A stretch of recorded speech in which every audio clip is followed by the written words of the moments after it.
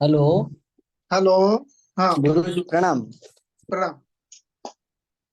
चरक निदान स्थान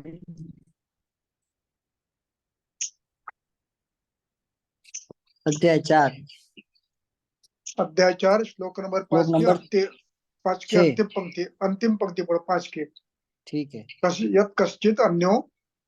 हाँ, यत कश्चित विधि अविधि अविधि ही अन्य अपि यत् श्लेष्म मेद कश्चित मूत्र हाँ, संजननः स सर्वो निदान विशेषः। यह कश्चित विधि अन्यो हम्म। अपि।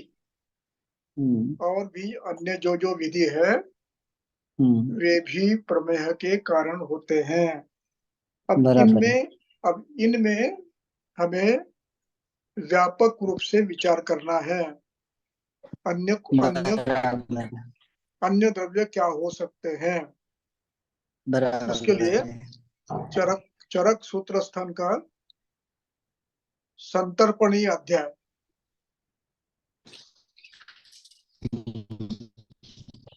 चरक सूत्र स्थान अध्याय 22।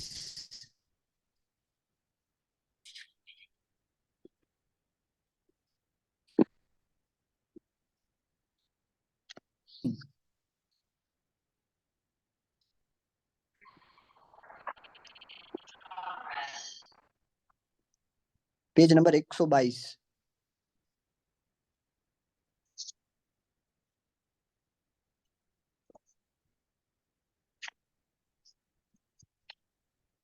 अब इसमें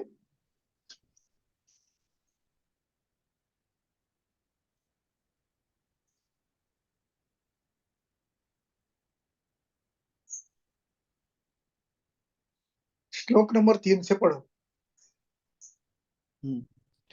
समतर्पयति यः स्निग्धैः मधुरैः गुरुपिच्छिलैः नव अन्यैः नवमध्यैः च मासैः च अनुपवारिजैः गोरेशैः गोडिकैः च अन्यैः पेष्टिकैः च अतिमात्रसः चेष्टादेशी दिवास्वप्न शय्यासन सुखे रतः रोगाः तस्य उपजायन्ते संतर्पणनिमित्तजाः प्रमेय पीडिका कोठ कंडु पांडु आमय ज्वराः हम्म, कुष्ठानि आम प्रदोषाः च मृत्रकृच्छम् आरोचकः तंद्रा क्लेब्यम अतिस्थौल्यम आलस्यम गुरुगात्रता इंद्रिय स्त्रोतसां लेपो बुद्धे मोह प्रमीलकः सोफाः च एव विधाः च अन्ये शीघ्रम अप्रतिकुर्वतः। हम्म। जो अन्य है उनमें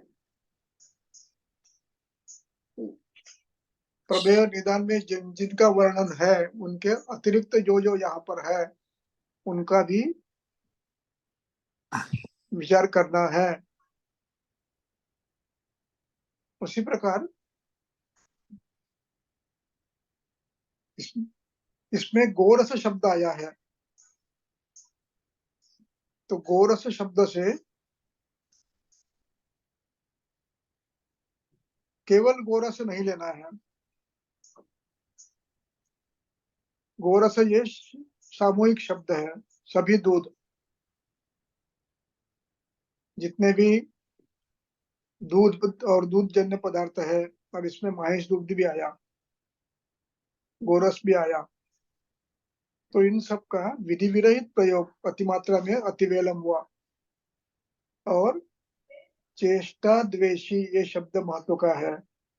व्यायाम अकुर्वता वहां पर है अव्यायाम। अव्यायाम में केवल व्यायाम ध्वनित होता है। तो उसको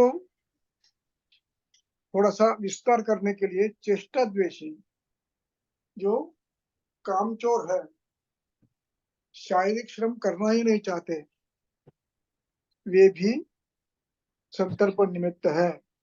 तो इसमें अभी पहली पंक्ति में जो शब्द दिए हैं स्निग्धैः मधुरैः गुरुभिः पिच्छलैः च, ये गुण है। इन गुणों के अन्य पदार्थ भी आपको लेने हैं। उसी प्रकार 28वां अध्याय, चरक सूत्र 28। सूत्र स्थान 28, विधि श्लोक शोणिति नंबर है, प्रदोषज व्याधिया। विधि शोणिति है। हाँ विधि विधि। हाँ इसमें प्रदोषज व्याधिया। हाँ, प्रदर्शन के पहले विधि नहीं, अ, एक मिनट, ये 24वां निकालो, 24वां विधि शोणिति है। विधि शोणिति है, बराबर है।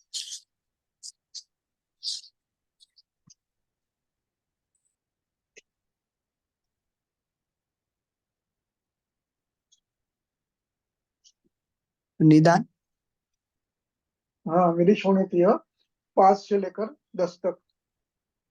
10। हम्म, प्रदुष्ट बहु तीक्ष्णे उष्णे ही मध्ये ही अन्ये ही च तद विधेहि तथा अति लवण क्षारे ही अम्ले ही कटुभि एव च कुलत्थ मास निष्पाव तिल तेल निषेवणे ही पिंडालु मूलकादीनां हरितानां च सर्वसः जलज आनुपबेलानां प्रसाहानां च सेवनात् दधि अम्लं मस्तु सुक्तानां सुरासोविरकस्य च विरुद्धानाम् उपक्लिन्नं पूतीनां भक्षणेन च हम्म, भुक्त्वा दिवाप्रस्वतां द्रव स्निग्धगुरुणि च हम्म, अति आदनं तथा क्रोधं भजतां च आतपो अनलोः हम्म, छर्दि वेग प्रतिघातात् काले च अन्न सेवनात् हम्म,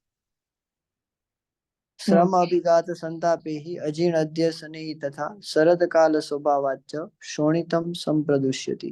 हाँ। अब प्रमेह व्यक्ति ये भी संतर्पणजन्य है, और ये विधि शोणिति की ये हेतु है सभी, ये भी संतर्पणजन्य है।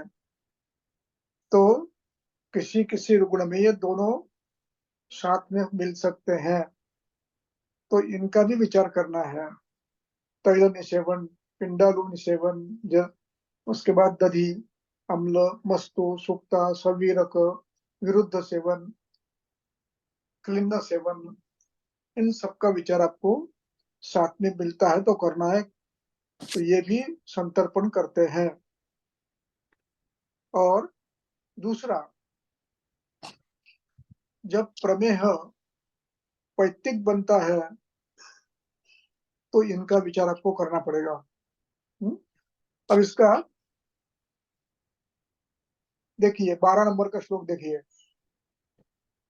गुल्म रक्तमेहस्य, गुल्म उपकुश विसर्प रक्त पित्त प्रमलिकाः विद्रधि रक्तमेह च प्रदरो वात शोणितम्। हाँ, तो इसमें प्रमेह भी उसमें आता है, तो रक्त प्रमेह आता है। अब हम विविधा ये विविधाशित इति अध्याय से हम्म 28, उसके हम्म, कुछ श्लोक देखेंगे। मेदो प्रदोष व्याधि, मेदो प्रदोष। चरक सूत्र स्थान अध्याय 28, श्लोक नंबर 15। हम्म,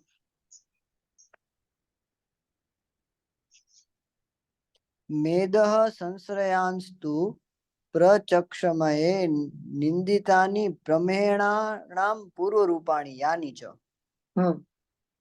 अब यहाँ पर मेद संश्रयांस्तु प्रचक्षये, मेद संश्रयांस्तु प्रचक्षमहे, मेदों में होने वाले व्याधि का वर्णन कर रहे हैं। अब ये मेद के व्याधि में प्रमेह आता है।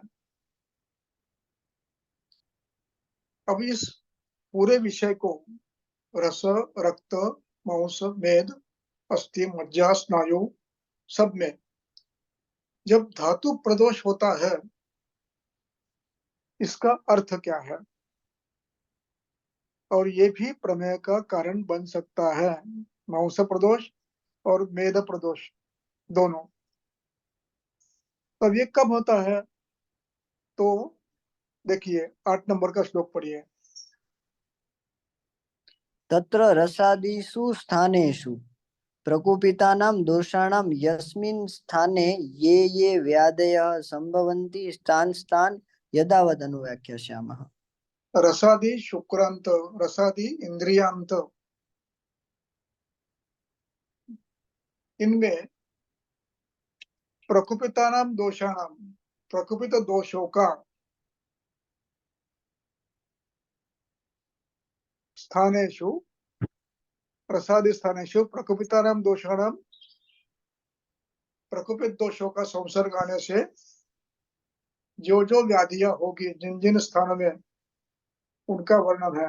अब यहाँ पर प्रकुपितानां दोषाणां शब्द महत्व का है। प्रकुपितानां दोषाणां में प्रथमतया स्वतंत्र दोष, अपने अपने हेतु से बड़े हुए दोष भी रस प्रदोष व्याधि, रक्त प्रदोष व्याधि शुक्र पर्यंत कर सकते हैं। दूसरा,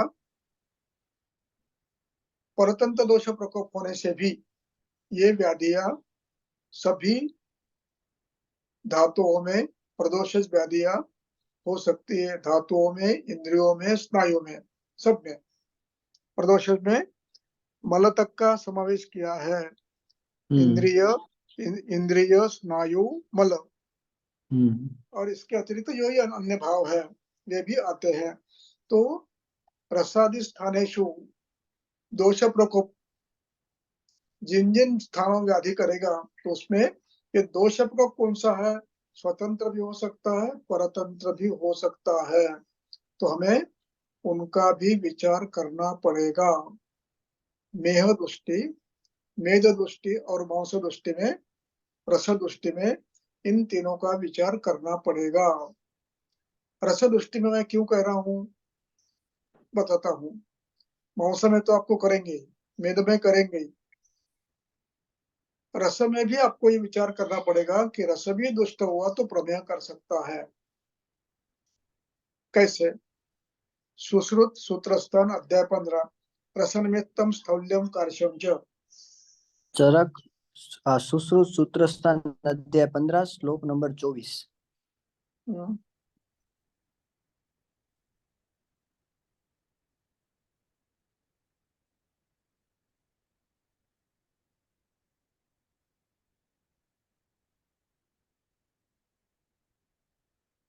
नहीं, ये नहीं है। इसके इससे पहले, इसके बाद, नीचे नीचे। रसनिमित्तम स्थौल्यम कार्यम च। हास्यम में, हाँ, ये श्लोक नंबर है 33 के ऊपर है।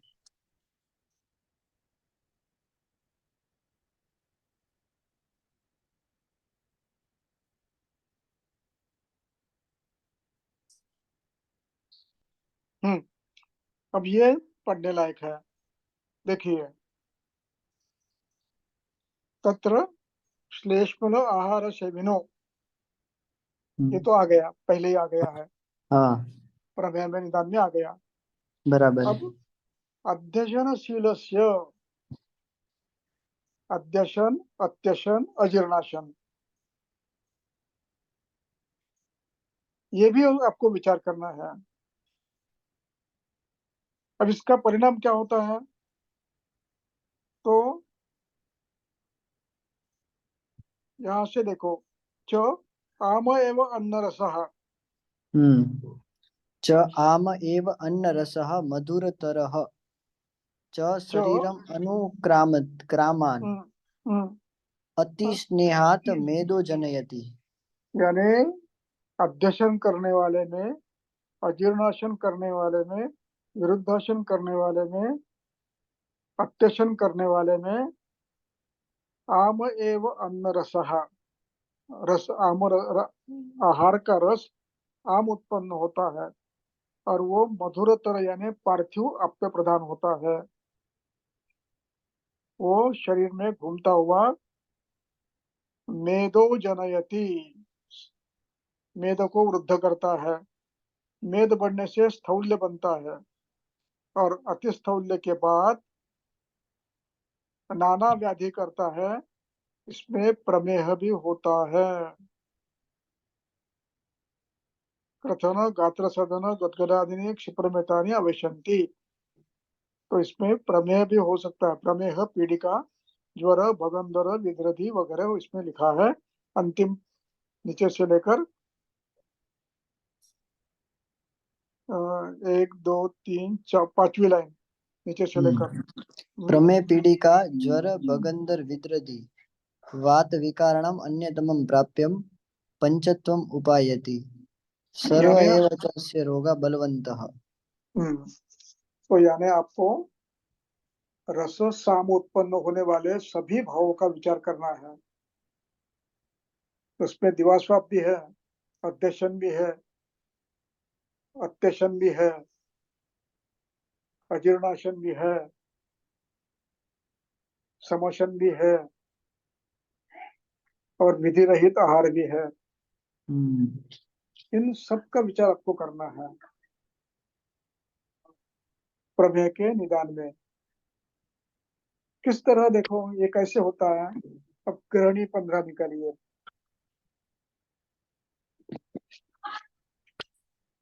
चरक चिकित्सा 15।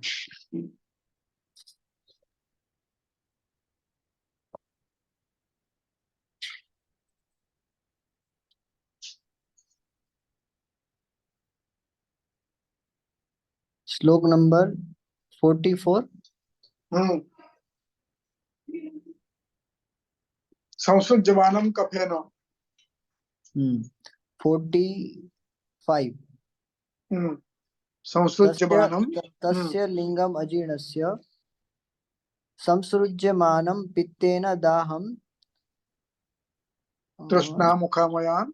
हाँ, तृष्णा मुखामयान जन्यति अम्ल पित्तम पित्तजान सपरान गदान यक्ष्म पीनसान मेयादीना कफजान कफ संगतम। यदि ये सामोदोष श्लेष्मा से मिल गए तो प्रमेय करते हैं। ये भी आपको ध्यान देना है। हेतुओं में प्रतिरुग्ण में परतंत्र रूप से कौन से दोष दोष कैसे उत्पन्न होते हैं ये भी आपको देखना है। तो उसमें खास करके अजीर्णाशन, अध्यशन, विषमाशन, विरुद्धाशन, अत्यशन इनका भी विचार करना है। चलो मूल श्लोक पर आपने तो यत कश्चित अन्य, जिसमें अग्नि दुष्ट के कारण और निदान विधि 4। विरहित हेतु, विधि विरहित भोजन के कारण, विधि विरहित विहार के कारण आम एव अन्नरसः उपसृजत मेदो जनयति। उसके बाद 5। प्रमेह पीड़िका उत्पन्न करता है। प्रमेह कौमा पीड़िका कौमा भगंदर कौमा वगैरह वगैरह उत्पन्न करते हैं। और आम रस श्लेष्मा से संलग्न हुआ तो भी प्रमेह करता है, क्योंकि ये श्लेष्मा साम श्लेष्मा मेद को दुष्ट करता है, ये साम श्लेष्मा रस को दुष्ट करता है, ये साम श्लेष्मा रक्त को दुष्ट करता है, ये साम श्लेष्मा मांस को दुष्ट कर सकता है और प्रमेह कर सकता है। इसलिए प्रमेय के हेतु में अन्यत् किंचित चापी, इस पर ध्यान देना है। मुद्दा क्लियर हो गया। जी गुरुजी। हम्म, श्लोक नंबर तो 5। हाँ, तो अब हम आगे जाएंगे। श्लोक नंबर 5 आपका समाप्त हो गया। यत् 6। किंचित श्लेष्मो जननम, किंचित मेदो जननम, किंचित मूत्र जननम, ये सभी आ गए इसमें। अब मूत्र जनन में अत्यंबुपान, ककड़ी, तरबूज, खरबूज, ये सभी अभिसंधि मूत्र जनन है। और धूप में नहीं घूमना, थोड़ा सा शरीर पे उष्मा लेना चाहिए जैसे गाय लेती है, तो नहीं करे तो ये श्लेष्मा, ये मूत्र द्रव गुणों की वृद्धि होगी, मूत्र जनन होगा। इसलिए इन सभी भावों का विचार करना है। तो आपको याद होगा एक श्लोक ऐसा है कि व्यायाम करने वाला, अग्नि आतप सेवन करने वाला, इनमें दोषक्ष होता है। और यदि आतप सेवन नहीं करेंगे आप, तो घर में दिन भर बैठे रहेंगे, तो ऐसे बैठे रहेंगे, तो मूत्र वृद्धि होगी, दोष वृद्धि होगी। इसलिए इन सब का विचार आपको करना है। इसलिए हेतु का विचार करते समय पूरी दिनचर्या देखना अनिवार्य है। अब गुरु स्निग्ध में केवल स्नेह नहीं आता है, तो स्नेह युक्त पदार्थ भी आते हैं, जैसे नारियल, नारियल का पानी, बादाम, पिस्ता, काजू, ये सभी उसमें आते हैं। फल जो प्रायः पार्थिव है, पार्थिव आपके हैं, ऐसे सभी फल, इनका विचार विधि विरहित भोजन किया तो ये व्याधि कर सकते हैं, ये ध्यान में रखना। इसलिए निदानों की व्यापकता ध्यान में आनी चाहिए। इसकी व्याप्ति अजीर्ण से, अग्निमान्य से अजीर्ण तक आती है। पहले अग्निमान्य, उसके बाद सामरस, सामरस से श्लेष्मा दुष्ट, और उसी प्रकार सामरस से मेद दुष्ट होकर प्रमेय हो सकता है। इस बात को समझना है हमें। केवल ग्रंथोक्त द्रव्यों को देखना गलत होगा। चलो अगला श्लोक। बहुद्रवः श्लेष्माः दोष विशेषः। हाँ, अब प्रमेय में दोष विशेष कौन है? प्रमेय में दोष विशेष श्लेष्मा है।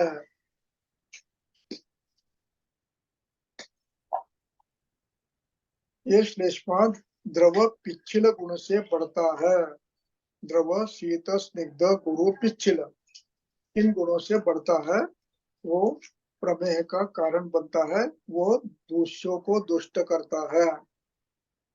इसलिए बहुद्रश्लेष्मा दोष विशेष, ये प्रमुख दोष है। बाकी दोष है, वो भी काम करते हैं। संतर्पणोक्त पित्त विकार वो भी करते हैं। आगे श्लोक नंबर 7। बहवः बंधम मेदः मांसम शरीरज क्लेदः शुक्रम शोणितः वसा मज्जा लसिका रसः च ओजः संख्यात इति दुष्य विशेषाः। हाँ, अब प्रमेय में प्रारंभ में मेद दुष्ट है, प्रारंभ में, लेकिन उसके साथ साथ अन्य धातुएं भी थोड़े थोड़े प्रमाण में दुष्ट होते जाते रहते हैं। मेद, मांस, शरीर का क्लेद, शुक्र, शोणित, वसा, मज्जा, लसिका और रस, ये भी दूष्य विशेष है। अब ये प्रारंभ में दूष्य विशेष आपको दिखेंगे नहीं, लेकिन हेतु का परिणाम इन पर पार्थिवादि गुणों के कारण होते रहता है। दोष बाद में बनते हैं, लेकिन आप्य पार्थिव द्रव्य अधिक मात्रा में सेवन करने से मेद भी शिथिल बनता है। बहु बहु यानी ज्यादा मात्रा में, अबद्ध यानी शिथिल, मेदो मांसम च, मांस भी शिथिल बनता है, शरीर क्लेद भी शिथिल बनता है, शुक्र भी शिथिल बनता है, शोणित भी शिथिल बनता है। यहाँ मेदो मांस शिथिल ये भिन्न है, और अन्य में द्रव गुण बढ़ता है। द्रव्य स्निग्ध गुरु पिछले ये गुण बढ़ते हैं।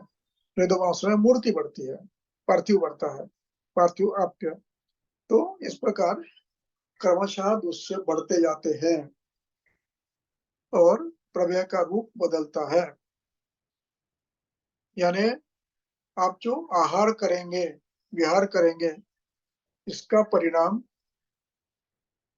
धातुओं पर पंचभौतिक परिणाम होता है। द्रवगुण प्रधान आहार किया तो इन सभी का द्रवगुण बढ़ेगा। पार्थिव पे आप्य किया, पार्थिव किया, तो सभी के पार्थिव गुण बढ़ेंगे। अधिक मात्रा में अतिवेल किया तो इस प्रकार आपके आहार विहार का परिणाम पंचभौतिक परिणाम द्रव्यतः गुणतः अन्य धातुओं पर भी होता है, और ऐसे शिथिल धातु में फिर दुष्ट श्लेष्मा द्रव प्रधान श्लेष्मा मिश्र होता है। अभिभूय, ये मेदों को अभिभूत करता है। पहले मेद स्वयं शिथिल होता है और उसमें फिर ये दुष्ट दोष अभिभवन करते हैं, यानी शिथिल धातुओं में जाकर बैठते हैं। इसका नाम अभिभवन है।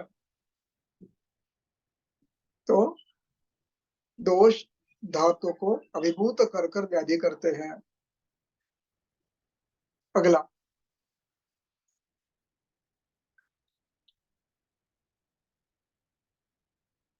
श्लोक नंबर 8। त्रयाणाम एषां निदानादि विशेषणां सन्निपाते क्षिप्रं श्लेष्मा प्रकोपम आपद्यते। बस प्राग प्राग अतिभूयत्वात्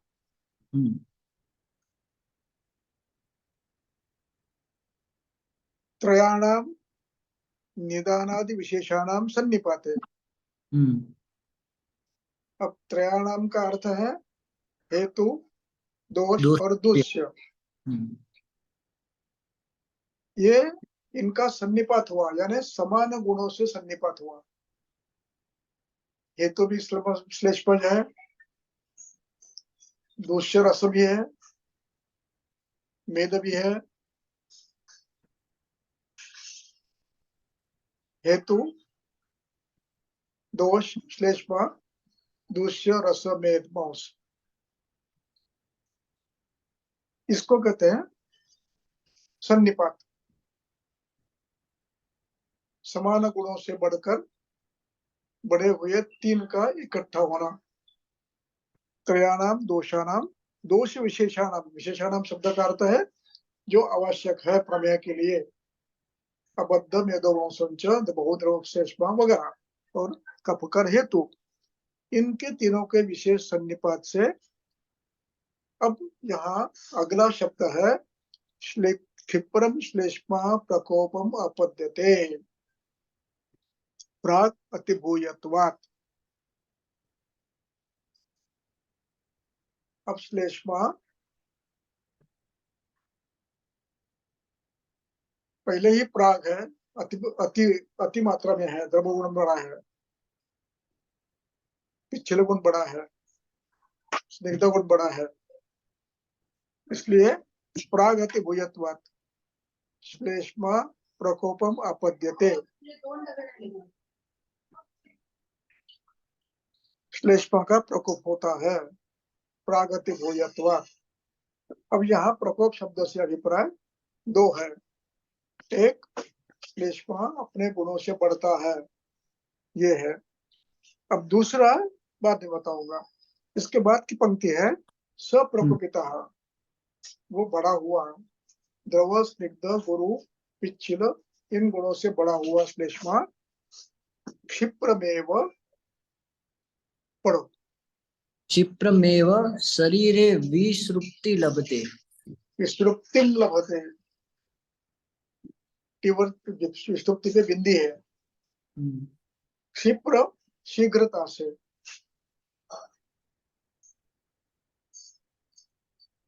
प्रकोपित श्लेष्मा शरीरे विसृप्तिम लभते, शरीर में फैलता है। शरीर में फैलता है, ये कहने का अभिप्राय है पूरे शरीर में विक्षेपण में आता है। अब ये विक्षेपण में आते आते जहां इसको शैथिल्य मिलेगा वहां आश्रय करता है, वो है मेद और मांस, इनमें आश्रय करता है। शरीर शैथिल्यात्, यहाँ विसृप्तिम लभते का अर्थ है शरीर शैथिल्य जहां जहां पर वहां पर आश्रय करता है। शरीर शैथिल्यात्। और ये सब होते समय जल्दी और प्रथमतया ये कहां पर होगा? मेद का, समान गुणत्वात्। ये पहला प्रभाव डालेगा, जाएगा सब जगह, लेकिन मेद पर इसका प्रभाव जल्दी पड़ेगा क्योंकि मेद शिथिल है।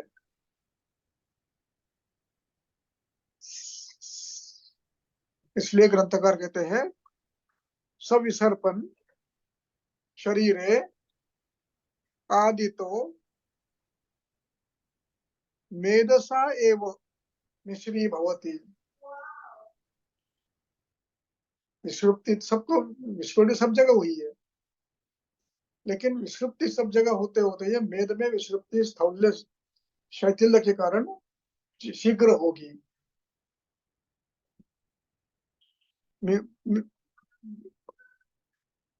अब मेधसा एव मिश्री भवम गच्छति। क्यों? आगे की पंक्ति पढ़ो। सं विसर्पया शरीरे मेधसै इवादितो मिश्रीभावं गच्छति। मेधसश्चैव बहवः बद्धत्वान् मेधसश्च गुणैः समानगुणभूयिष्ठत्वात्। तो विसर्पण मेधसा एव आदितो विषयति मेधसश्च बहुत्वात् अबद्धत्वात् मेधसः गुणैः च। मेद बहु है, अबद्ध है, और श्लेष्मा के गुण मेद के समान है।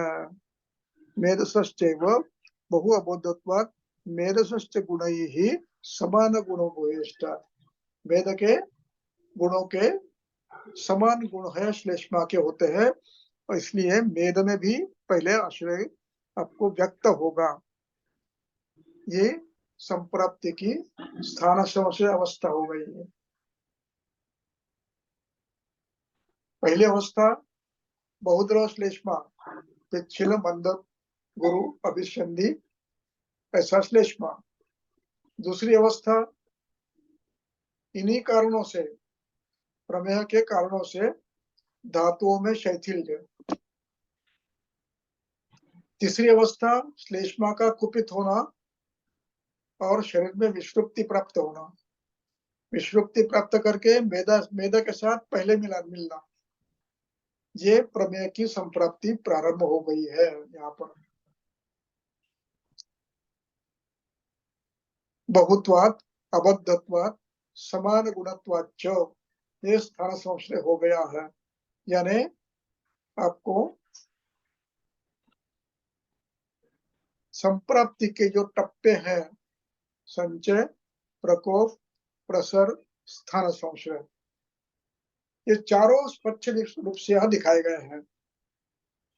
श्लेष्मा वृद्ध होता है, वृद्ध होने के बाद पूरे शरीर में फैलता है, फैलते फैलते फैलते बहु मेदे के साथ सम्मिश्र होकर स्थान संशय करता है। ये यहाँ व्याधि हो गया। इसलिए व्याधि किसको कहते हैं? संप्राप्ति को, स्थान संशय दोषों को व्याधि कहते हैं। ये स्वतंत्र व्याधि है। अब इसके परिणाम स्वरूप जो लक्षण व्यक्त हो गए उसको व्यक्ति कहते हैं। बहुमूत्रता, दंताजिना, मलाढ्यत्वम, झटके शेषु जटिलता, ये उसके परिणाम है, और ये परतंत्र व्याधि है। मेद में स्थान संशय ये स्वतंत्र व्याधि है, और उसका परिणाम जो होता है वो व्यक्ति है। और व्यक्ति। अब इसके बाद फिर तीसरी अवस्था आती है भेद, अंतिम अवस्था। अब ये अभिव्यक्ति जहां जहां होगी ये भेद है, जो जिस स्रोत में होगी ये भेद है। जैसे मुख में माधुर्य होगा ये भेद है, मूत्र में बहुमूत्रता आएगी ये भेद है। इस प्रकार पूरी संप्राप्ति प्रमेय में आपको जो उसके क्रम है, चयो, प्रकोप, प्रसर, स्थान संशय व्यक्ति और भेद, ये प्रक्रिया संप्राप्ति है, संप्राप्ति के टप्पे हैं। अब इसके बाद अब मेधसा मिश्री में हो गया। अब ये मिश्र हुआ वहां जो गया है वो पूरा का पूरा द्रव्य जब तक क्षीण नहीं होता तब तक संप्राप्ति चलती रहेगी। आगे लिखा, आगे पढ़ो। मेधसा मिश्रीभवन् दूषयतेन बस विकृतत्वं बस, मिश्री भवन,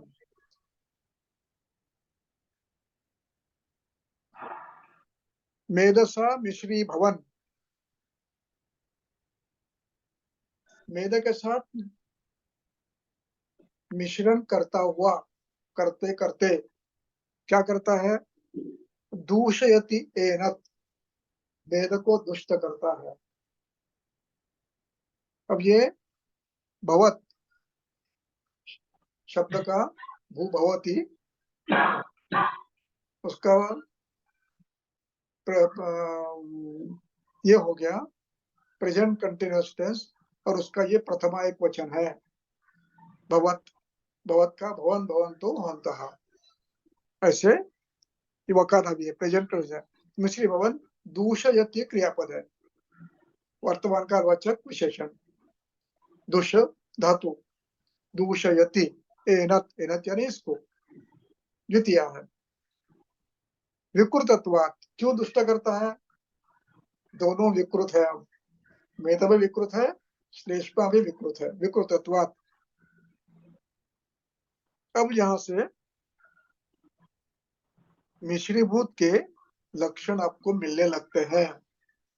अब मूत्र में अविलता आती है, अब शरीर में चिक्कणता आती है, मलाढ़्यत्व बढ़ता है, केशों में जटिलता आती है, ये मेद के दृष्टि का परिणाम है। श्लेष्मा और वेद का सामूहिक परिणाम ये व्यक्त होने लगता है। प्रमेय का स्थान संशय व्यक्ति हो गई है। बहुमूत्रता, अविल मूत्रता, जटिल भावाकेशेषु वगैरह वगैरह ये लक्षण उत्पन्न होने लगते हैं। अब इसके बाद प्रमेय उत्पन्न हो गया है, प्रमेय के लक्षण दिखते लगते हैं। अब ये प्रमेय उपद्रव करने लगता है, वही श्लेष्मा अब उपद्रव करने लगता है, दुष्ट श्लेष्मा। वो कैसे होता है, अब ये प्रमेय के उपद्रव की ओर जा रहा है। क्या हो रहा है देखो, पढ़ो। स विकृतो दुष्टेन मेधसा उपहितः शरीरक्लेदमंसाभ्यां संसर्गं गच्छति। बस काफी है। सविकृतो, सश्लेष्मा विकृतो क्या करता है, स्वयं श्लेष्मा के लिए दुष्टेन मेधसा उपहिता, मेध भी दुष्ट है, उसके साथ ये मिला हुआ है। स विकृतो दुष्टेन मेधसा उपहिता, अब ये श्लेष्मा और मेध दोनों इकट्ठे हुए हैं, ये शरीर में कुछ अंश में घूमते रहते हैं, पड़े नहीं रहते वहां पर, ये फिर रस में आते हैं, रस में आते हैं, शरीर में घूमते रहते हैं। तो ये घूमते घूमते अब क्या करते हैं, इसके बाद अधिक शिथिल भाग, मेद के बाद पहले मेदिल मेद है, बहुअबद्ध मेद है, अब ये सबसे ज्यादा था, अब इसके बाद का नंबर है मांस का, वो भी बहुअबद्ध शिथिल है। तो अब क्या करते हैं, शरीर क्लेद मांसाभ्याम संसर्गम अधिगच्छति, ये मेद विकृत, मेद से मिला हुआ शरीर का श्लेष्मा क्लेद, श्लेष्मा को उसको क्लेद कहते हैं। अब इसमें सभी आया, मेद का क्लेद भी आया, मेद के पार्थिव अंश भी है, श्लेष्मा के पार्थिव मेद अंश है, अप्य अंश है, ये सभी शरीर क्लेद मांसाभ्याम संसर्गम गच्छति। शरीर क्लेद और मांस दोनों में संसर्ग उत्पन्न करते हैं। दो होने के कारण ध्यान किया है।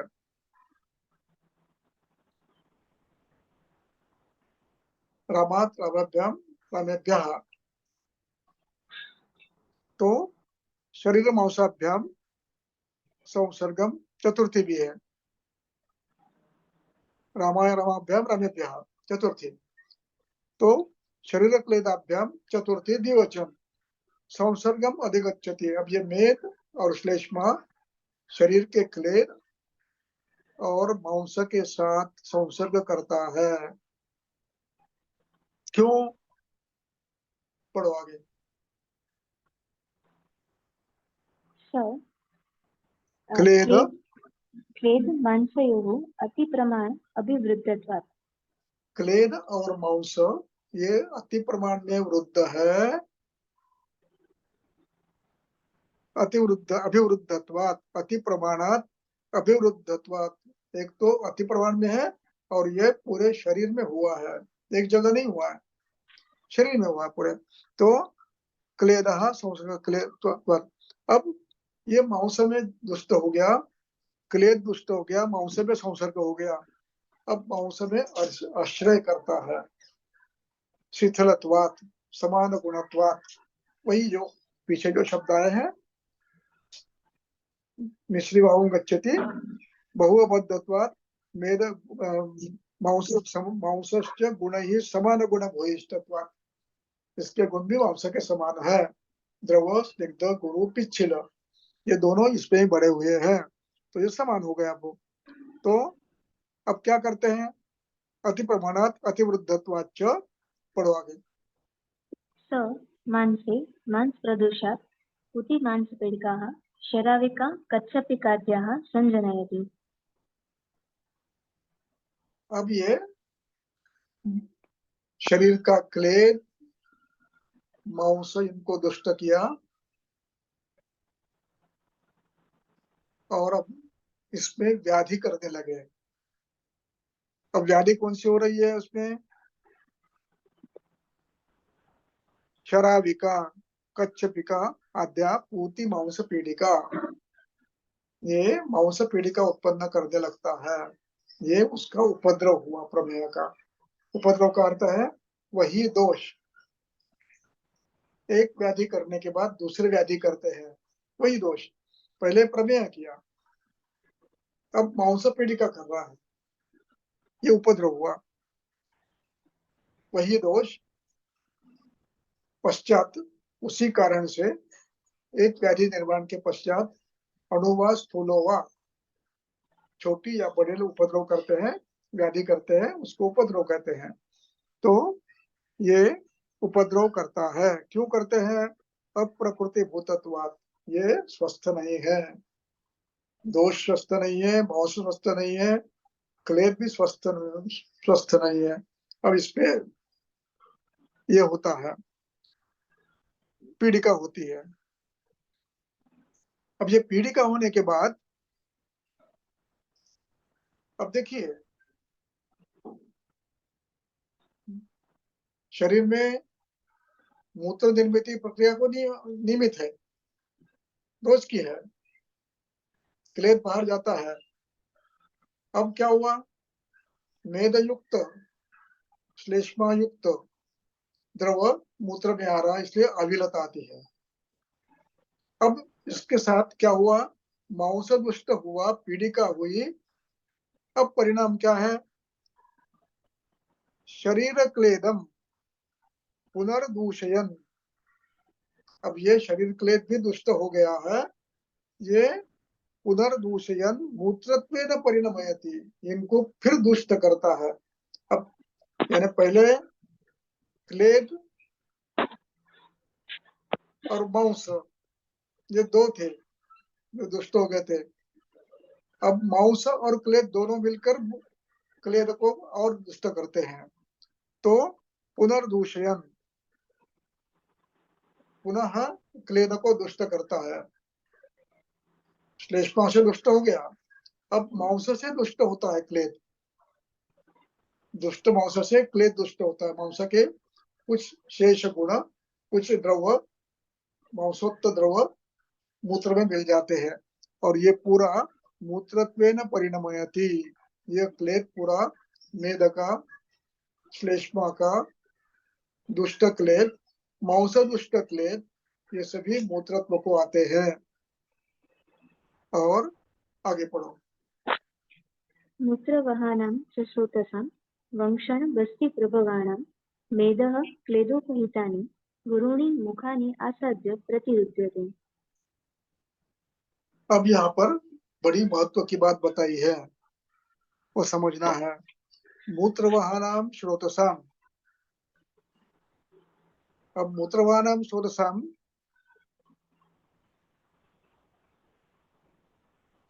वंशण प्रभव बस्ति प्रभवानाम, वंशण बस्ति प्रभवानाम, स्रोतस कौन से है? वंशन में व्याप्त है और मूत्रवह में व्याप्त है।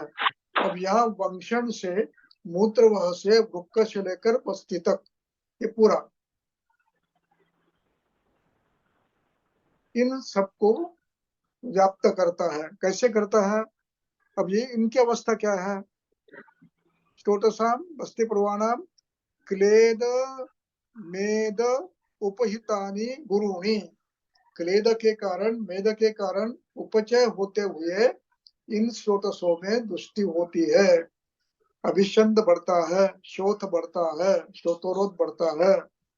क्लेद मेद उपहित, क्लेदों से युक्त, मेद से युक्त, ऐसे गुरुणी, गुरु, मुखानी, मुखानी यानी यहाँ से प्रवाह जाता है, बाहर पड़ता है। जैसे वृक्क से गवीने में आता है, गवीने से बस्ती में आता है, तो बस्ती से मेढ्र में आता है। ये मुख है, ओपनिंग्स है, एक दूसरे के संलग्न है। बस शरीर के स्रोतस वृक्क में ऊपर होते हैं, वृक्क के वृक्क वंशणों में होते हैं, मूत्रवाहिनी में। मूत्रवाहिनी के कहीं नहीं बस्ती में ओपन होती है और बस्ती मेढ्र में ओपन होती है। इसको कहते हैं प्रभव, मुख। तो इस प्रकार मुखानी आसाद्य, वहां पर ये उपचित पहले से थे, तो उसमें अब और उपचय बढ़ गए और ये अब स्रोतस कहीं ना कहीं अवरुद्ध होते हैं, या तो मूत्र में यानी वृक्कों में, उसके बाद गवीनियों में, उसके बाद बस्ती में, उसके बाद साथ साथ मेढ्र में। इनका उपचय बढ़ते जाता है और इनका अवरोध करते हैं और इस अवरोध का परिणाम प्रमेह स्थैर्य होता है। यानी प्रमेह की व्याप्ति, आविल, द्रव, मूत्र प्रवृत्ति, ये स्थिर हो जाता है।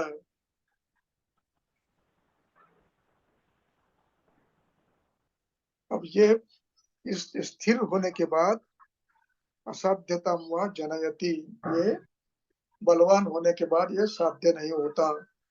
ये प्रमेह की संप्राप्ति है, प्रमेह की पूरी संप्राप्ति है। यानी प्रमेह में बहुमूत्रता ये प्राथमिक लक्षण है। इस प्राथमिक लक्षण के बाद जब हेतु बंद नहीं होते, चिकित्सा सम्यक नहीं होती, केवल शक्कर कम कर जाती है, लेकिन क्लेद शरीर का कम नहीं किया जाता है, तो ये क्लेद मांस में जाता है। फिर ये क्लेद मांस में जाकर वहां पर पीड़िका करती है और वहां से मांस पीड़िका से दुष्ट क्लेद फिर प्रकोपित होता है और वो क्लेद अब मूत्रवाह में जाकर उपचय बढ़ाता है और धीरे धीरे इनको कहीं ना कहीं अवरोध उत्पन्न करता है। और यह उत्पन्न होने के बाद ये प्रमेह स्थिर होता है। अब ये विकृति सहज अल्प प्रयास से पुनः स्थापित नहीं हो सकती, बहुत प्रयत्न करने पड़ते हैं। तो इसलिए असाध्यता व जनयति, तो वहां में असाध्यता व साध्य भी होता है। यदि अच्छी चिकित्सा की तो साध्य भी होती है। प्रकृति विकृति भूतत्वात्, क्यों? यहाँ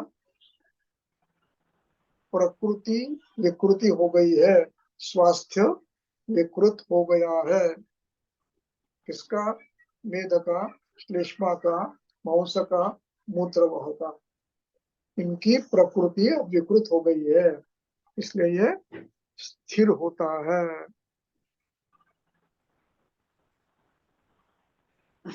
अब ये संप्राप्ति समझना एक बहुत बड़ी जिम्मेदारी और ये है, इतनी समझनी चाहिए। तो मूत्र में परिवर्तन कैसे आता है और किस अवस्था में कौन से लक्षण व्यक्त होते हैं, किस किस अवस्था में लक्षण कैसे आएंगे। अब देखिए, इसके बाद मूत्रों के लक्षणों का वर्णन है, पढ़िए। शरीर क्लेदः तु श्लेष्म मेदो मिश्रः प्रविशन् मूत्राशयं मूत्रत्वम् आपद्यमानः श्लेष्मिकैः एभिः दशभिः गुणैः उपसृज्यते वैषम्ययुक्ते। बस। अब ये पहले श्लेष्मा दुष्ट हुआ, मूत्र बढ़ गया। अब श्लेष्मा मेद में गया, मूत्र और मेद इनके कुछ अंश मूत्र में आ गए, अविल मूत्रता आ गई है। उसके बाद ये प्राथमिक व्यक्ति अभिव्यक्ति हो गई। अब उसमें भेद होते जाता है। अब मांस दुष्ट हुआ, क्लेद दुष्ट हुआ, मांस क्लेद ने विद्रति की, विद्रजी ने इस क्लेद को फिर दुष्ट किया। अब ये क्लेद फिर मूत्र में आ रहा, ये उसका भेद है। इसलिए ये लक्षण क्रमशः परिवर्तित होते जाते हैं। जैसी संप्राप्ति अग्रसर होती जाती है, वैसी लक्षणों में परिवर्तन आने लगता है। अब देखिए, अब ये यहाँ पर जो वर्णन किया है कि शरीर क्लेरस्तु श्लेष्म मेदो मिश्रः, पहला लक्षण शब्द देखिए, ध्यान में रखिए। पहला लक्षण क्यों उत्पन्न हुआ, किससे हुआ? श्लेष्म मेद से हुआ। बाकी नहीं, उस बाकी का उल्लेख नहीं कर रहे हैं। मेद केवल और श्लेष्मा। उसके बाद मांस दुष्ट हुआ, क्लेद दुष्ट हुआ, फिर विद्रदी हुआ, फिर उससे क्लेद दुष्ट हुआ, उसका वर्णन नहीं कर रहे हैं। यहाँ ये वर्णन केवल प्राथमिक वर्णन है। शरीर क्लेदस्तु श्लेष्म मेदो मिश्रः मूत्राशयम प्रविश्य, ये मूत्राशय में आता है, मूत्र व श्रोतस में आता है, वृक्क, गविनी, बस्ती, मेढ्र, इनमें आता है। मूत्राशय मूत्रत्व अपद्यमानः। अब कैसे आता है? वैषम्य युक्त ही,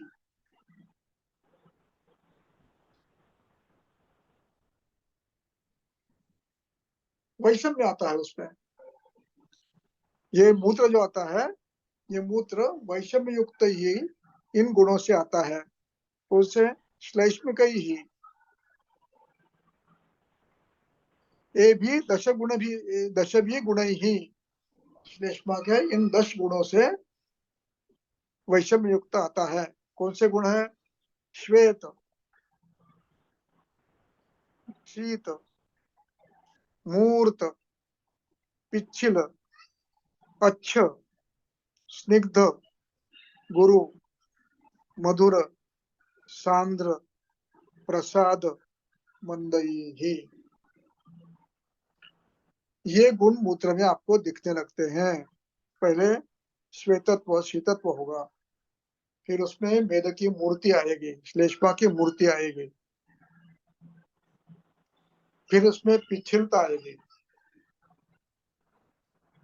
उसके बाद अच्छा है, अच्छे शब्द का अर्थ डिक्शनरी में देखो बड़ा भिन्न है। अच्छे यानी स्वच्छ ये नहीं है, इसका अर्थ भिन्न है। वो एक बार हफ्ते के डिक्शनरी में देख लो, नहीं तो मैं बताऊंगा। मेरे पास लिखा हुआ है लेकिन अभी मेरे पास डायरी नहीं है। तो अच्छ मूत्रत्व,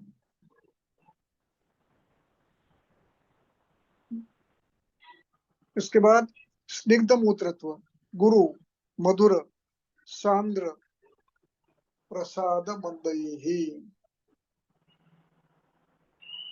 प्रसाद और मंद। अब यहाँ पर प्रसाद शब्द का अर्थ क्या है?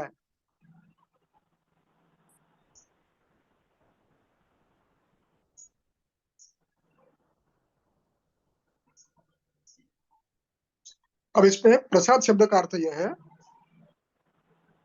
कि मूर्ति जो आती है, प्रथम मूत्र यदि आप संचय करोगे तो ये मूर्ति मिक्स उसमें व्यामिश्र होगी मूत्र में, और कुछ समय के बाद देखोगे तो प्रसाद भाग ऊपर रहेगा, मूर्ति नीचे रहेगी। तो उस प्रकार का प्रसाद भाग भी, और प्रसाद है इसका मतलब मूर्ति नीचे बैठ गई है, तो वो भी व्यक्त होती है। और इस सब में मंद गुण भी होता है। मंद गुण दो अर्थ में, ये तीक्ष्णत्व नहीं है एक, और दूसरा प्रवाह में, मूत्र प्रवाह में मंदत्व आता है। तो ऐसे लक्षण उत्पन्न होते हैं। ये लक्षण केवल श्लेष्मा के हैं, श्लेष्मा और मेद के हैं। अब इसमें फिर जैसे जैसे ये बढ़ते रहते हैं, संप्राप्ति बढ़ते रहती है, वैसे कुछ परिवर्तन भी आ सकते हैं। उन परिवर्तनों को हमें देखना है और उसका वर्णन करना है। ये आइडियल है। श्लेष्मा जो है, कफ के लक्षण मिलेंगे। अब कफ के साथ जब क्लेद दुष्ट होगा, मांस दुष्ट होगा, मांस से विदृति होगी, विदृति से क्लेद दुष्ट होगा, तो उसके भी कुछ किंचित किंचित परिणमन आकर वर्ण में थोड़ा थोड़ा परिवर्तन आता है। वर्ण में, सांद्रता में थोड़ा थोड़ा परिवर्तन आता है, मूर्तियों में परिवर्तन आता है, प्रकृति थोड़ी थोड़ी बदलती जाती है। इसलिए तत्र, आगे पढ़ो। तत्र येन गुणेन एकेन अनेकेन वा भूयस्तरम् उपसृज्यते तत् समाख्यं गौणं नाम विशेषं प्राप्नोति। अब तत्समाख्यम, ऐसे एक गुण या दो गुण या से अनेक गुण इकट्ठे आए थे, और इसमें भी तत्समाख्यम गौणम नाम विशेषम प्राप्नोति। अब उसको गौण यानी गुण के आधार पर उसको विशेष नाम दिया जाता है। यह अविल मूत्र है, यह स्निग्ध मूत्र है, ये पिच्छिल मूत्र है, ये प्रसाद मूत्र है। ऐसे नाम उसको दिए जाते हैं जो अधिक है उसके आधार पर। इस प्रकार आगे पढ़ो। ते तु खलु इमे दशप्रमेहा नाम विशेषेण भवन्ति तद्यथा उदकमेह च इक्षुबालिका रसमेह च सान्द्रमेह च सान्द्रप्रसादमेहश्च शुक्लमेहश्च शुक्रमेहश्च शीतमेहश्च तिक्तमेहश्च शनैः मेहश्च आलालमेहश्च इति। अब जैसे जैसे गुणों में परिवर्तन होगा, न्यूनाधिक होगा, इनमें से कोई अभिव्यक्ति होगी। तो पहला है उदक में, प्रारंभ में उदक में होगा, केवल पानी, बहुमूत्रता। उसके बाद इक्षुवालिका रस में हश्च। अब ये इक्षुवालिका क्या है?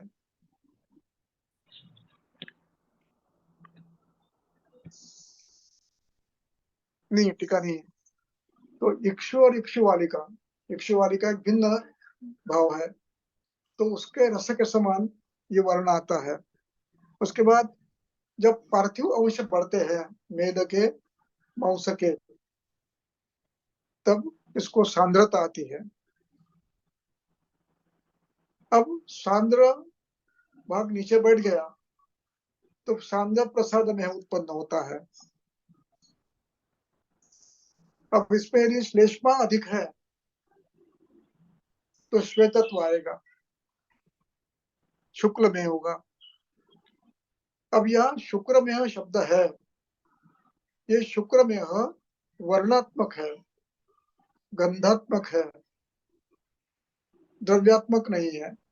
अब इस पे परिवर्तन गंध में और संगठन में शुक्र के समान होगा। तो शुक्र में हश्च किंचित गंध और घनत्व, किंचित पीतत्व, ऐसा ये बनेगा। शीत में हश्च, यदि श्लेष्म प्रधान है, शीत ऋतु है, वर्षा ऋतु है, तो मूत्र में शैत्य अधिक होगा। शिकता में हो।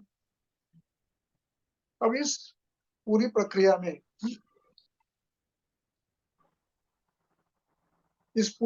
में, यदि अजीर्ण अध्यशन ये बलवान हेतु है तो अश्वरी बनती है, और अश्वरी के कण को शिकता कहते हैं। मूर्ति मेदकी मौसकी मृदु होगी, लेकिन ये शिकता ये अश्वरी की मूर्ति है, तो ये नोकीली होगी, खर होगी, बद्ध होगी।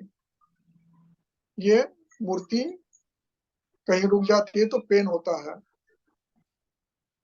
पार्थिव है तो ये पेन करती है, थोड़ी सी रुक गई कहीं तो ये पेन करती है, इसलिए शिकता में हो। शनैर में हो, जैसे श्लेष्म के कारण और मेद के कारण मूत्र व स्रोतस उपलब्ध हो जाएंगे तो मूत्र शनै शनै आएगा, धीरे धीरे आएगा। संचय भी धीरे धीरे होगा और प्रवाह भी धीरे धीरे होगा। आलाल में हश्चो, कभी कभी इसका स्वरूप लाला के समान होगा, द्रव स्निग्ध पिच्छिल तंतुमत ऐसे होगा। इस प्रकार ये 10 बताए हैं, ये केवल उपलक्षण मात्र है, ऐसे अनेक हो सकते हैं। गुणों का, द्रव्यों का सम्मिश्रण जैसे बदलेगा तो ये वर्ण भी, आकृति भी बदलती जाएगी। इसलिए मूत्र परीक्षण प्रमेय में बार बार करके देखना है कि परिवर्तन किस प्रकार का आ रहा है। ये दीर्घकालीन अध्ययन से आप मूत्र देखकर ये पता पाएंगे कि ये मौसम में गया है, ये नसिका में गया है, ये परिवर्तन आपको देखने मिलता है। दुग्ध के समान मूत्र आता है, लसिका, लसिका में होता है। तंतुमत होता है, लाला में होता है। ये परिवर्तन आते जाता है।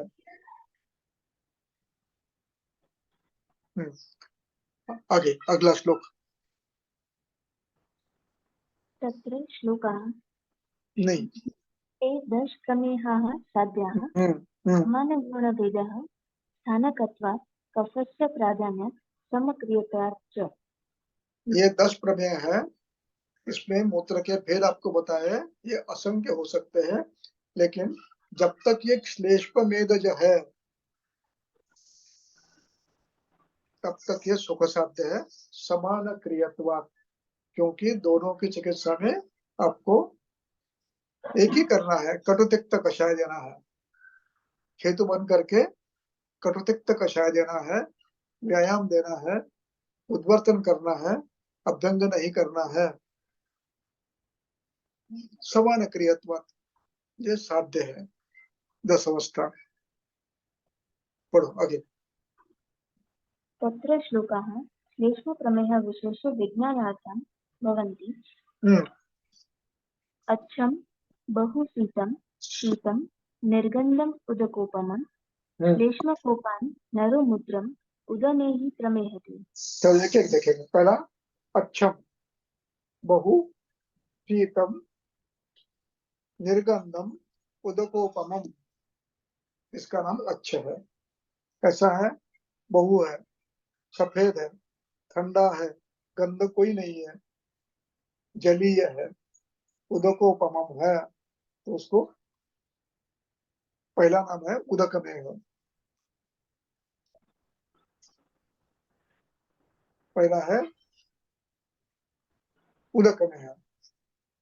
ये श्लेष्म पूर्वकरा मूत्रम उद में ही भगवती, उद में ही प्रवहती, उदक के समान ये मूत्र आता है। आगे अत्यर्थं मधुरं शीतम् ईषत् पिच्छलम् आविलं काण्डेक्षु संकाशं श्लेष्मकोपात् प्रमेहति। हाँ, अब अत्यंत मधुरम, यानी प्रमेह में भी, मधुमेह तो हम शक्कर आती है, मधुमेह ये मधुर होगा, ये प्रमेह मधुर होगा, इसका मूत्र मधुर होगा। तो शीतम ईषत पिच्छलम आविलम कांड इक्षु रस संकाशम, इक्षु के रस के समान ये प्रमेह उत्पन्न होता है। ये जानने के कुछ लक्षण बता रहे हैं, उदकमेह के इक्षुमेह के लक्षण बता रहे हैं। तो इस प्रकार इन लक्षणों के आधार पर आप जान सकते हैं। आगे यस्य पर्युषितं मूत्रं सांद्रे भवति वाजने पुरुषं कफकोपेन तम आहुः सांद्रमेहिनम्। अब ये सांद्रमेही में जो घन द्रव्य होता है वो, उसको आप रख दो मूत्र को, तो कुछ काल के बाद ये सांद्र बन जाता है। सांद्र और ऊपर प्रसाद भाग, तो इसको सांद्रमेह कहते हैं। आगे यस्य साहन्यते मूत्रं किंचित किंचित प्रसीदति सांद्रप्रसादमेहिति तम आहुः श्लेष्मकोपतः। यस्य संहते मूत्रम, जिसका संवत हो गया यानी सांद्र हो गया है, उसमें कुछ भाग किंचित किंचित प्रसीदते, कुछ भाग ऐसा रहता है जो उदक समान है, प्रसाद के समान है, उसमें कोई अविलता नहीं है। तो सांद्र प्रसाद में है जो तमाहू, उसको सांद्र प्रसाद में हम कहते हैं। आगे शुक्लं पिष्टमिदं मूत्रम् अभीक्ष्णं यः प्रमेहति पुरुषं कफकोपेन तम आहुः शुक्लमेहिनम्। अब ये शुक्ल में है कि जिसमें सफेद सफेद भाग, इष्टमय भाग आने लगते हैं, मेदा का अंश और मांस का अंश। आगे शुक्रावं शुक्रमिश्रं वा मुहुर्मेहति यो नरः शुक्रमेहिनम् आहुस्तं पुरुषं श्लेष्मकोपतः। हाँ, तो प्रथम शब्द है शुक्लाभम, शुक्राभम, शुक्र के समान वर्ण गंध वाला, रूप वाला। और कभी कभी अब इसका परिणाम यह है कि प्रमेह में यदि व्याधि जीर्ण होती है, हेतु चलते रहता है, तो शुक्र भी दुष्य होता है, और शुक्र दुष्य होने के बाद शुक्र के कुछ स्वरूप मूत्र में आ सकते हैं, इसलिए उसको शुक्र में कहते हैं। आगे अत्यर्थं मधुरं शीतं मूत्रं मेहति यो वृषं शीतमेहिनम् आहुस्तं पुरुषं श्लेष्मकोपतः। अत्यर्थम मधुरम शीतम, अत्यर्थ मधुर और शीत मूत्र मेहति यो वृषम, बार बार उसको शीत मेह कहते हैं। आगे मूर्तां मूत्रगतान् दोषान् अणुन्नेहति यो नरः सिक्तामेहिनं विद्यात् तं नरं श्लेष्मकोपतः।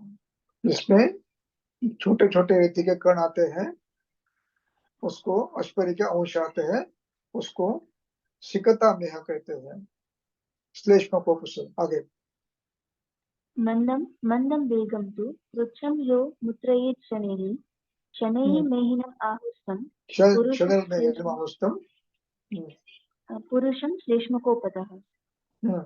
तो मंदम मंद वेगम, इसमें मंद गुण है, तीक्ष्ण गुण नहीं है, और वेग भी मंद है।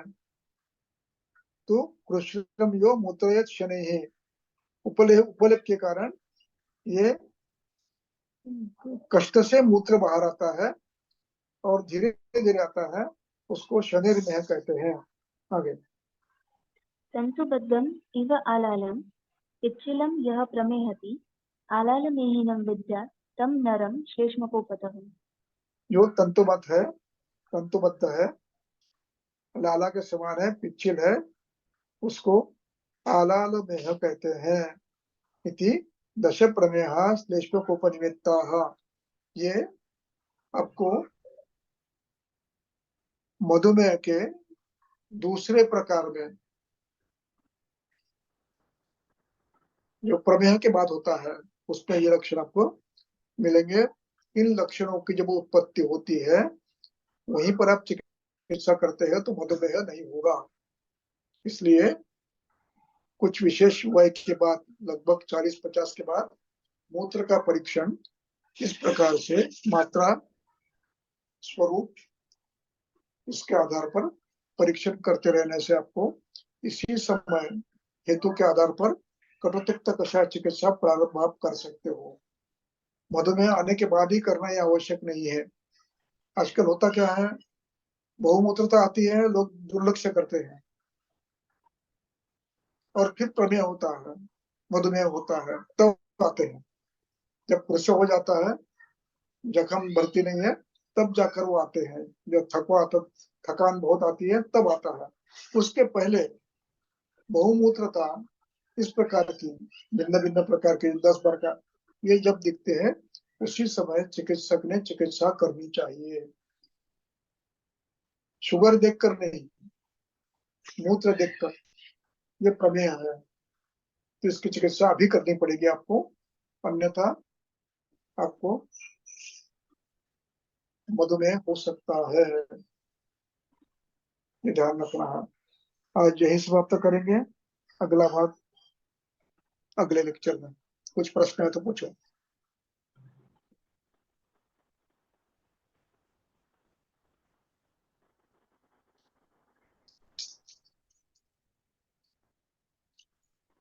किसी को कोई प्रश्न है तो पूछ सकता है।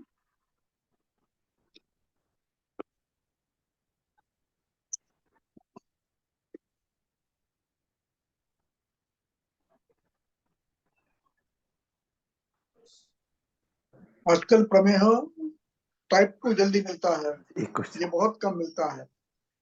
टाइप 2 पहले होता है, श्रोतरोजन्य, अमृतवायुजन्य।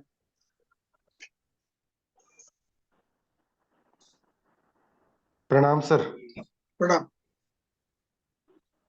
सर एक प्रश्न है सर, ये सर पेशेंट आते हैं ना सर, जैसे डायबिटीज के, तो सर उनको मॉर्निंग वॉक के लिए एडवाइस करने की सर, आसन प्राणायाम के लिए। हम्म प्रश्न समझा नहीं मैं। फिर से। सर ये सवाल था कि जैसे मॉर्निंग में जैसे डायबिटिक पेशेंट आते हैं ना सर, हम्म डायबिट प्रमेह के पेशेंट आते हैं ना सर, तो उनके उनके लिए ज्यादा बेनिफिट क्या अच्छा, हाँ। रहेगा सर? वॉक वॉक ज्यादा रहेगा कि आसन प्राणायाम? ये सर मेरे दिमाग में बड़े टाइम से है, तो मैं सोच रहा था पूछ लूँ अच्छा, आपसे। जी हाँ, हाँ, तो सबसे पहले ये जो जी सर। आजकल जो प्रमेह है, मधुमेह, ये प्रायः अवृत वायुजन्य है। जी सर। तो इसको डायबिटीज टाइप 2 कहते हैं। तो इसमें पहले हेतु बंद करना, व्यायाम अच्छा करना। व्यायाम में आप चलना और आसन दोनों करने चाहिए।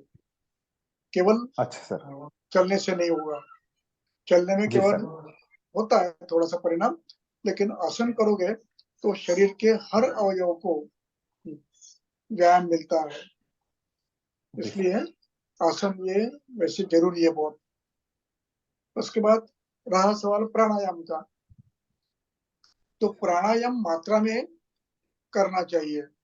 अब इसमें जो प्रकार है, एक तो कुम्भक रेचन वगैरह जो नॉर्मल है, दूसरा भस्त्रिका और कपालभाति, ये मात्रा में करने से लाभ होता है, अधिक मात्रा में करने से वात प्रकोप होता है। लोग 600, 700, 300, 400 करते हैं, नहीं, इतना नहीं करना है। ये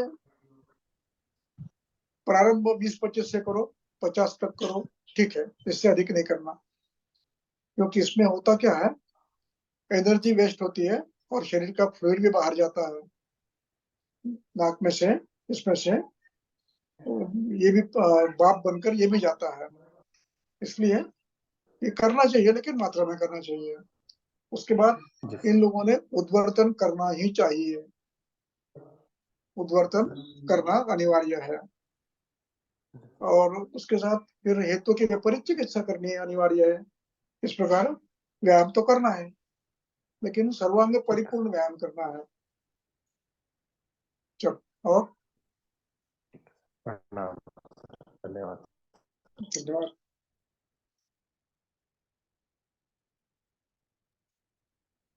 सर प्रणाम जी। प्रणाम। सर आविल मूत्र का जो भी आपने बताया, तो इसमें जो है ये जब श्लेष्म मेद के साथ दोनों दुष्ट होंगे सर, तब होगी वो आविलता मूत्र की, हाँ ये मुझे समझ। हाँ, अविलता अविलता प्रारंभ में किंचित हो सकती है, क्योंकि मेद शिथिल हो चुका है, लेकिन अधिक मात्रा में जब आती है तो मेद के साथ आती है।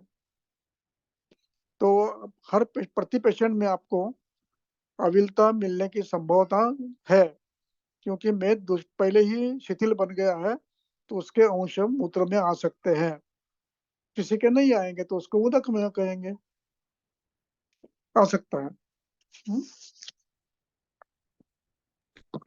ठीक है सर, धन्यवाद।